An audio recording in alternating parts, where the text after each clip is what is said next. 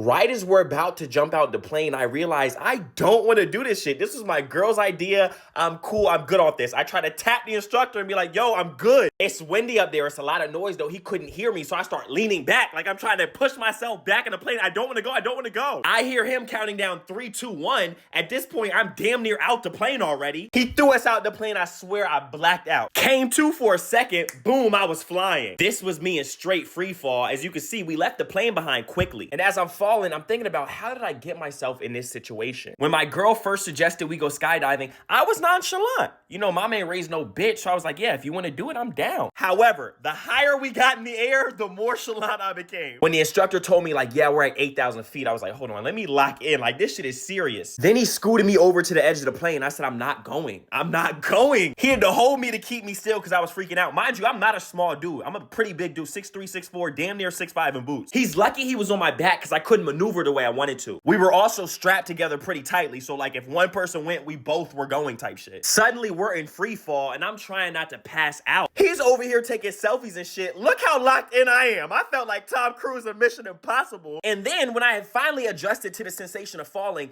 that's when he pulled the parachute, and that shit got my ass. When that parachute went up, I didn't know how to act. Immediately lost all aura. It happened so quickly, I couldn't even control myself. I was in the air petrified, wind all in my face. It was not a good look. We slowed down though, and for a second, it was really nice. It was beautiful up there. He let me drive the boat for a little bit. I got to show off how fly I am. But then he was like, lock back in, we gotta land. Now, if you've never been skydiving, you have the parachute, but the ground still comes in quick. I was so grateful when I touched back down on earth. I said the Lord's Prayer, I kissed the ground.